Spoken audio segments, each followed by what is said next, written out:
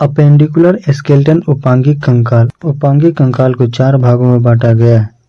पहला है पेक्टोरल ग्रिडल, जिसमें अंश मेखला 4 है, और दूसरा है अपर लिम्ब यानी अग्रपाद हाथ की हड्डी, इसमें 60 है।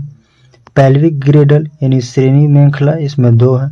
लोअर लिम्ब यानी पश्चपाद यानी पैर की हड्डी, इसमें 60 है। पेक्टोरल ग्रिडल अंश मेखला, इसकी हड्डी 4 होते हैं। स्कैपुला यानी कंधे की हड्डी, शोल्डर ब्लेड चौड़ा हड्डी 2 है।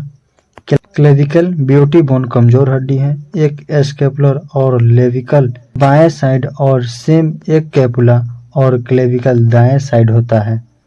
तो आज के लिए इतना ही, फिर मिलते हैं नेक्स्ट वीडियो में। आपका एक क्लास और लगेगा, तब आपका ये स्केलेटन सिस्टम पूर्ण तरीका से कंप्लीट हो जाएगा। इसी तरह से क्लास को देखने के लिए हमारे चैनल को सब्सक्राइब करें ताकि नोटिफिकेशन आप लोग पहुंचता रहे, और वीडियो को शेयर कीजिएगा। फिर मिलते हैं नेक्स्ट वीडियो में। जय हिंद, जय भारत।